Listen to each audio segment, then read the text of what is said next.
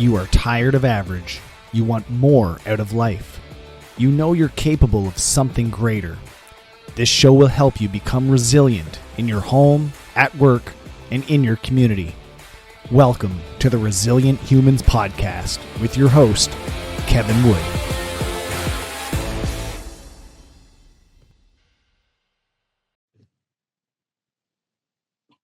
Welcome back to the Resilient Humans Podcast, and I'm joined by an extraordinary guest whose story redefines resilience. Kijuan Amey, a U.S. Air Force veteran, entrepreneur, and motivational speaker. His life changed forever in 2017 after a devastating motorcycle accident that left him blind and facing immense physical and mental challenges. But instead of surrendering to adversity, he transformed it into fuel for empowerment. Kijuan, welcome to the show. Thanks for having me here, Kevin. I really do appreciate it, man.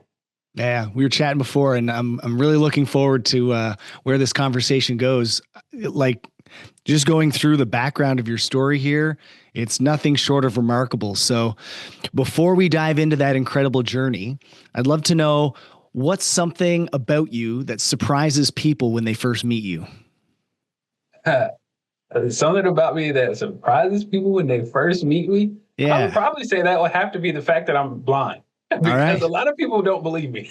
Okay, there you go. I'll be honest. I get it. I'm not even lying. I get that quite often. Like, dude, I didn't even know you were blind. Like the way you just navigate and what you do. I said, I've been trained.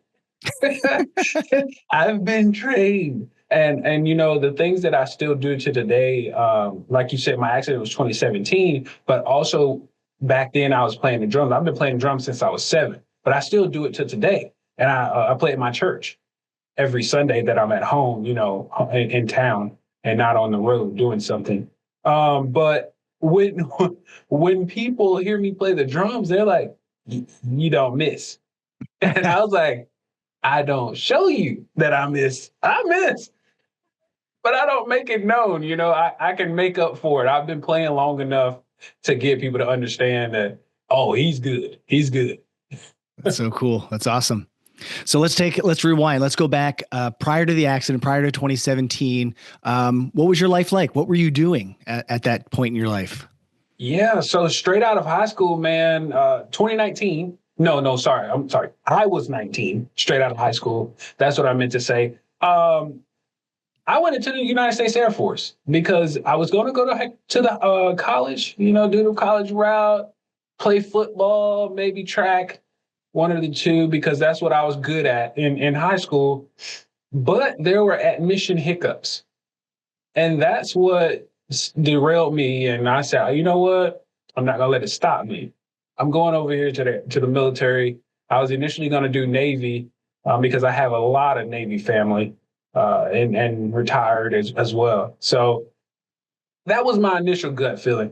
And then as I'm sitting there talking to the guy, and all he wants to talk to me about is jobs, which I know you need to get in the military. And I keep asking you about the GI Bill because I want to go to school. And you keep pushing a job down my throat. I'm like, dude, okay, I'm going to make up a lie. Hey, man, I just remember I got to go pick my sister up. Gotta go. So, you know, I leave his office and I kid you not, I just make a Z and I go to the Air Force recruiter's office because that was my only other option. I wasn't doing Army. I wasn't doing Marine. I'm sorry, guys. I'm not doing it. I know the stories. So I'm not doing those two. And so I went to the Air Force recruiter's office. And as soon as I walked in the door, man, above on the wall, it said, it was a pennant and it said Community College of the Air Force. And I said, well, this is it. This is what I'm looking for because I'm looking for schooling. And as soon as I keep walking into the office and I make a slight right, both of the recruiters are standing there with an empty office. Sounds like it's a win-win situation for me. And so that's how it started, man, and had no clue what the job was that I was going to do or end up doing, shall I say. I know what I wanted to do, and that was be a mechanic on vehicles because that's what I did when I was in high school. I did a lot of trades or vocational stuff in high school. But once I started talking to them, they were like, man, you don't want to do that. And I was like, what do you mean? I was like, yes, I do. I want to pick my job. And they were like, yeah, but you're smart enough to do something way better than that. And I was like, okay. And so they're showing me all these listings of jobs and load master, in-flight refueling specialist, aerial gunner, all this stuff that's flying jobs. And I'm like, well, I mean, I am going to the Air Force. I might as well fly. So they showed me the videos of all these different jobs that I mentioned. And man, when I saw that video of in-flight refueling and how you're refueling a plane in mid-air, I was like, that's got to be a video game, right? And he's like, no, this is real. Like you're back there doing the air refueling. And I was like, sign me up. And at that particular time, which was 2011 when I joined, and my actual join date is coming up, February 22nd, 2011 is when I joined. I, or shall I say the Air Force, was offering a re-enlistment bonus of $90,000 for that job. So you don't get it on the initial enlistment, but when you re-enlist, I said, okay. And I didn't understand it. All I heard was $90,000. And I said, cha-ching. With a cool job, hearing a re-enlistment bonus of 5 figures, almost 6, and I'm only 19, I'm not thinking about nothing but money, and I got a job. And a cool one at that. And sure enough, I think a year or two after I am in the military already, they take the re-enlistment bonus away. Oh. Never saw it. I never saw it, man. It was like low-hanging fruit. You still had the cool job, though. Oh, man, listen, I will never, ever trade that job for anything else. Only reason I would trade it for another job is if it was not there. That's it. That's how amazing it was. To refuel a fighter, just pulling up like it's like a flying gas station, literally. You're just in the sky, going turning circles. I mean, I make it seem small, but you're doing like maybe a 30-mile leg down one way and coming back. But anyway, you're turning circles in the sky. A fighter just pulls up out of nowhere, man, and you see it coming from miles away, and that sucker comes, speeding up, dude, speeding. You got fighters, you got heavy aircraft such as the C-17, C-130s, C-5s. You got the bombers like the B-1s and the B-2s, the B-52s. Oh, man, it was amazing. And I was just loving every bit of it. Every bit of it. It was amazing. That's so cool. And then fast forward, you had an incident, and that kind of took the wind out of your sails, literally and figuratively. Right. Exactly. You said that, and I mean, geez, as soon as you said it, it just took me right back to that day, May 5th, 2017. We're involved in a motorcycle accident where a Honda Accord, to be exact, pulls out in front of me. Reason I know this is because of the police report. I do not remember any of it. I cannot recall it because that's so much suffrage to the brain. I have a severe traumatic brain injury. And so that day, I actually had to work for the military. I had to fly that night. And so so I went from active duty to the reserves, Palace Chased, which means you just cross over before your time is up on your enlistment. And they add time to the back of your reserve time. So anywho, I do that. And I am 2 years into my 4-year reserve commitment that I currently have. I'm going to school full time to get my degree. I had 1 year left on my college degree because I was going to commission to become a pilot. Had my own business. I was an entrepreneur then as well. And the reason I bring that up is because I did website design and management, social media marketing, and photography. And that day I was doing photography for a website that I managed before I went to work. And so I was riding my bike that day, and man, here comes a car out of nowhere, dude. Just pulls out in front of me. The two cars on the police report said that they saw me coming down the street. So they're not sure why this guy didn't see me coming.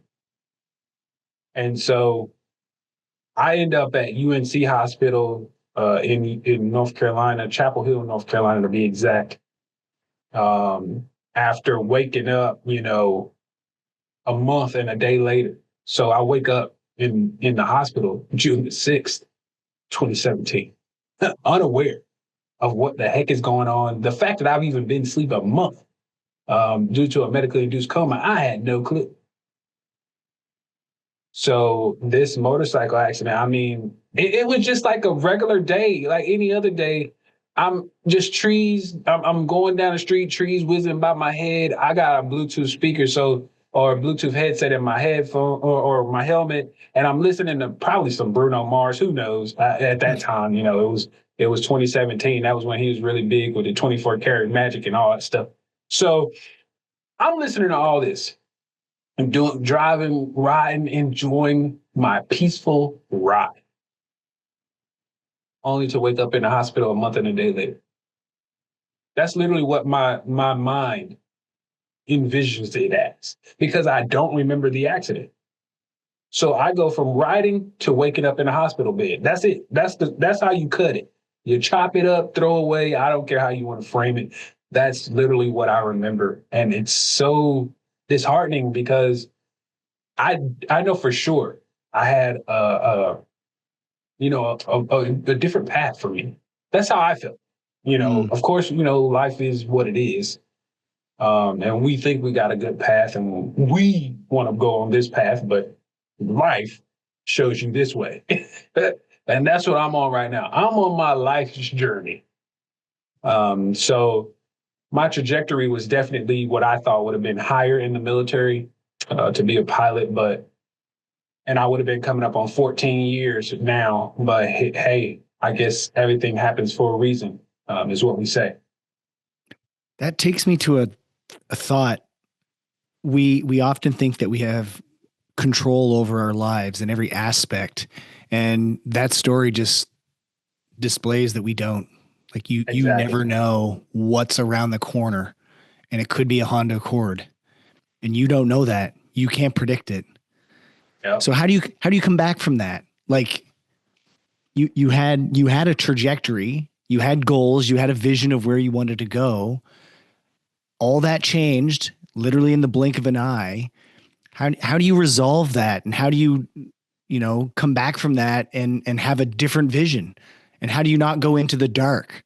Because I know that's very easy to do, is to go into the dark and say, screw it, woe is me, the world's against me, there's nothing I can do.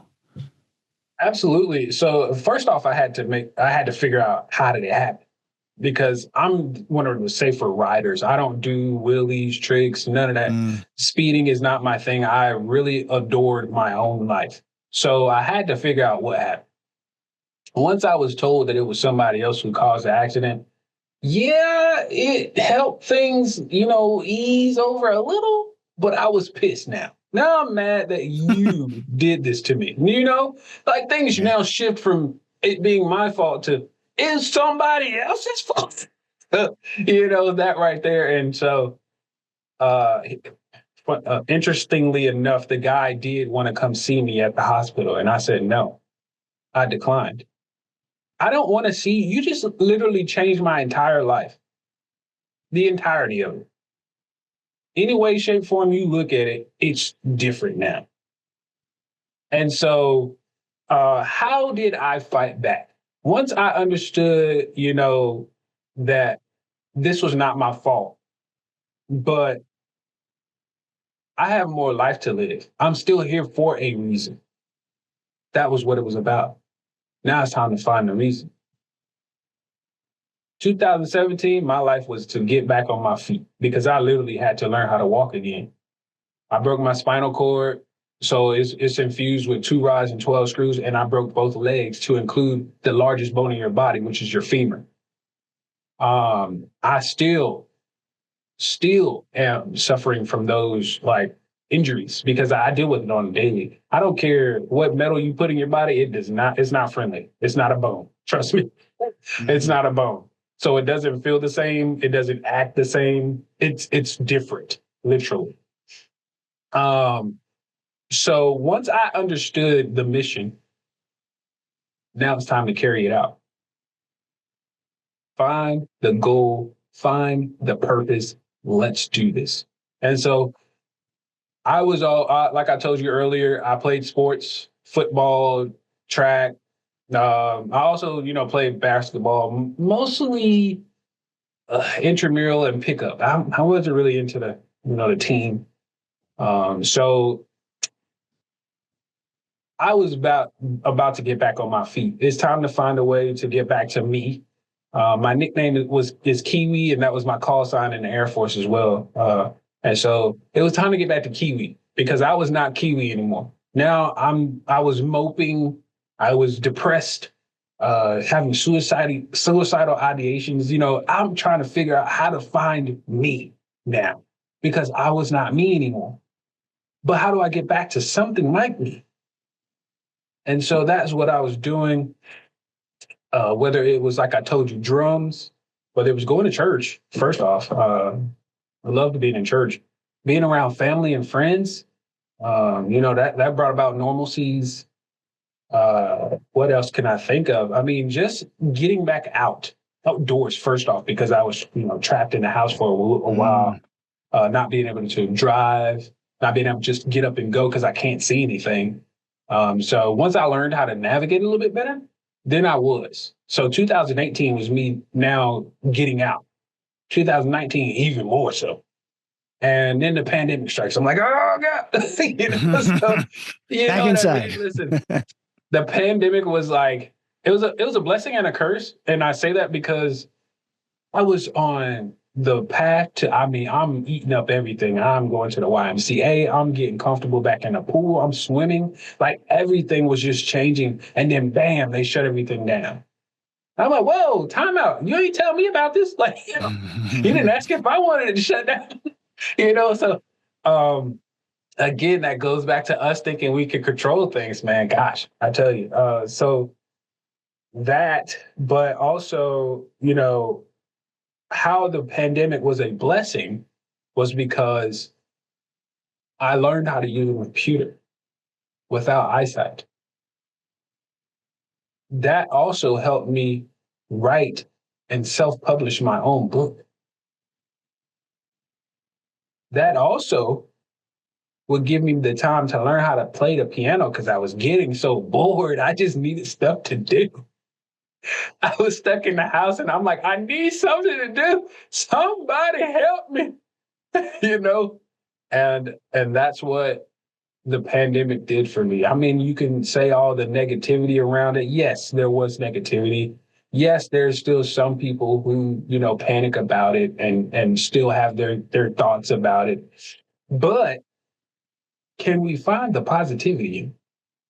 How do you do that? That's what you do with anything that happens to you. That's what I had to do with my accident. That's the resilient side of it. Finding positivity, finding out what I can do next to move the needle forward. You mentioned the word mission after you kind of came to and you were, you gathered your wits back. You said, I had to know what my mission was. Obviously that's very military based. When you think the word mission, you think military. Is there something from your Air Force days or your Air Force training that still helps you today? Oh, absolutely. Well, first off, what we're talking about here, resiliency. Man, they beat that in our head all the time. We had to go through that training every year. So resiliency, oh man. So and I use mission, but it can also be the same as like purpose. You know what I mean? So it's a term that I used for the fact, like you said, me being military, they always talked about getting the mission done and, doing things like that to make sure we can still rock what they call rock the mish. I can't believe I just said that. So everybody's gonna clown me for that one. So it's one of those. Oh, that was a coined phrase by a general, so I'll give you that. But anyway, I just felt like since my Air Force career was literally yanked away from me, I had to use those words, those interchangeable words, mission, resiliency, those types of words. I held on to them to keep some side of that military still in me, and that's really what it was about. It wasn't to say that uh, I'm still stuck, in the past. It's to say that I still hold that dear to me. That I hold it near and dear to my heart. I really, now at first, like I told you, I was joining the military for schooling, but that thing started to become a part of me. Mm. You know what I mean? And so it wasn't just about, oh, now I do a cool job. Now I'm flying all over the country. Now I'm flying all over the world. I done touched 4 continents. Dude, this is amazing. No, it's not just that. It's, wow, I'm actually doing something that matters. And when I understood that at the age of 19, I took on a role like that. Like it changes your mind forever, not just for the time that you were doing it, but forever. Like people might not realize it at the time because they might not have taken it serious, but I did. So I was very serious about my job. I even was an instructor and I taught it. So that's just my basis of the mission word. Gotcha. We've mentioned the word resilience often, and I usually save this for the end, but I'm going to throw it in the middle here. How do you define resiliency in your own words?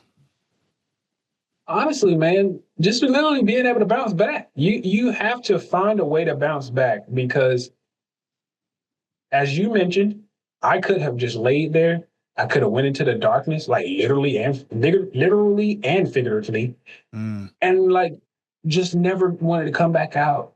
I could have stayed in the house. I could have became a couch potato. I go to the gym. I'm an adaptive sports competitor. Like I fly all over the world, and I'm blind, and I do this stuff. And people are like, wait, where'd you just go? You in Washington State? Who went with you? You were by yourself? you know, I don't need you to come with me. I know how to coordinate care. And that's basically what it is, coordinating care to where I'm going and where I'm coming from. And so, just being able to bounce back, being able to keep going forward, like it's not just enough to say that I got back on my feet, but what did I do after that? Right. Because I'm that's glad. what I feel is one of the biggest things. Like a lot of people are okay with just getting back up. Mhm. Yeah, you got back up. Now what? What's left? You got more in you. What you gonna do with it? I'm glad you So, brought that up because when people say bounce back, it's bounce back to what? To what you were mhm, before? Obviously, that's not possible. So, right. bouncing back to something forward into the future, what's going to be different and how can it be different?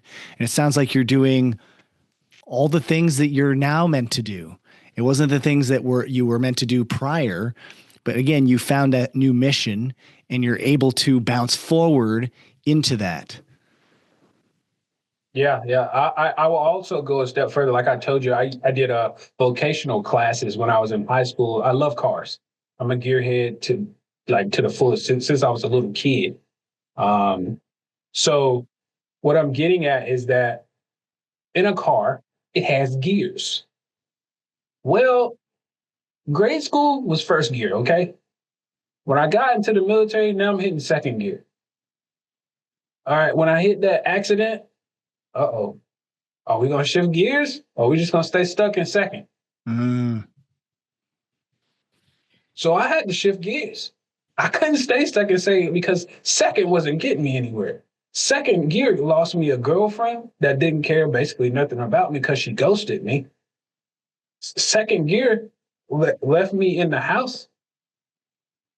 Second gear I wouldn't be talking to you right now. Wouldn't even be having this conversation because I wouldn't have the business. I wouldn't have the ability to come out here and speak on podcast and just be who I am, which is Kijuan Amey.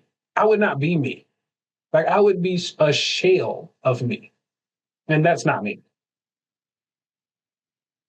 There are a lot of people listening right now that are facing their own struggles, whether they're big or small. What's one piece of advice that you'd give them to help them stay more resilient? There was a quote that I really like, and it comes from a TV show back in the day in the 90s. Some of you may be familiar with it, The Fresh Prince of Bel-Air. Yeah. Yeah. So there was one episode in the earlier seasons when Will was playing basketball for the school, and him and the rival school's best player were in the gym after the match talking. And Will was just kind of, downplaying the fact that he's like, I'm good. I have a rich family. You need the support since you have a child. You're a single father, stuff like that. You about to go through college. I'm trying to help you out, help you in the game so that scout can recruit you. The best part of that episode was when that man responded and said, oh, so you're worried about my situation. Well, let me tell you something, my Fresh Prince of Bel-Air homie. He said, my situation does not define who I am. I define who I am. And that has stuck with me ever since I've heard that. Is that the basis? So your book, Don't Focus on Why Me. What does that phrase mean to you? It's literally for those who always do the questioning of why me when something negative happens. Don't focus on the why me factor of it. Figure out the why not me. When I had my accident, I was laying there and I was like, well, why not me? I've always done this in the dark. I don't like turning on lights when I wake up. I don't, these types of things are things that you had to understand and figure out. The why not me factor of it. How am I able to continue to do things even though this happened to me? I'm not the only one in the world who's blind, so there are ways of doing it. Let's figure it out. I remember I heard a quote before. Everything is figure outable. Everything. There's no new problems. They've No, all been found and they all have solutions. It's just you need to figure it out. How do you do that? man, with 7+ billion people on this world, I'm pretty sure something's been figured out before. Absolutely. Um, do you have any daily practices that you do that helps you stay focused and keep pushing forward? Daily practices. One of them that I would say that helps me is if something takes 5 to 10 minutes to do it now. Don't put it off because that becomes something that took an hour to do, or something that took 2 hours to do, or something that took a day to do, because you're now just pushing it off. And so if it's a small task, knock it out. Don't push it off to the side because then a small task becomes that snowball effect of another task adding on to it. And here you go. You got a couple of tasks you got to do. I don't like honey to do this because I don't have any. Okay. So your story obviously inspires so many others. Outside of the Fresh Prince of Bel-Air, who inspires you? Are there people or experiences that have helped shape you in your journey? Wow. I don't think I've actually been asked that question before. Now, what I will say about that is there are people who have accidents. They don't have the same accident, but they'll have an accident. I'm not sure if you're familiar with Inky Johnson, No. but he's a motivational speaker and he played for the University of Tennessee, if I'm not mistaken, as a running back. And when I say he was amazing, this kid was awesome. And one play, he catches the ball, he goes out and, doesn't move and gets hit. And when he's trying to get up, his arm doesn't move. And then of course, looks down at it. And he's like, wait a minute. And it does not move. Like, he's like, why is my arm not moving? And he has no idea, it's broken because it just happened, literally. And so not only was it broken, but it was to the point where nerves were damaged and he would never move it again and never be able to play the sport that he once played at a high level, getting ready to go to the highest level. And he has turned that into not only being a motivational speaker, but just a true impact to people that, such as myself, had to pivot from something that they just knew was going to take them to their next life.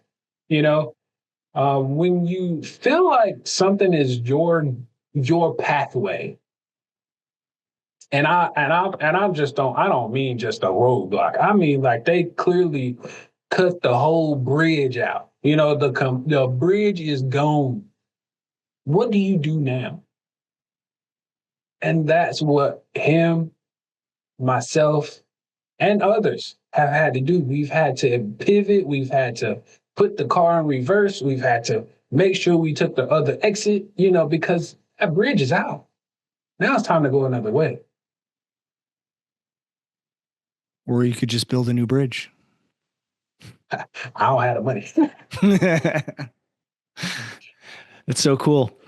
Kijuan, this has been an awesome conversation. I'd love to know what's next for you. Do you have any like big goals, big projects on the go right now? Absolutely. Yeah, I appreciate you asking that question. My annual event is coming up in May. It'll be May 3rd, 2025. Gosh, it's hard to say that. Hard to say. Yeah.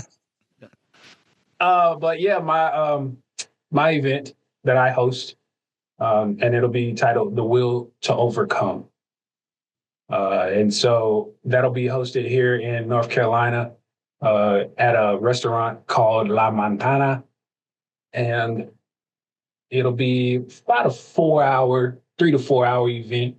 VIPs, it'll be 4 hours. For the general admissions, it'll be 3 hours.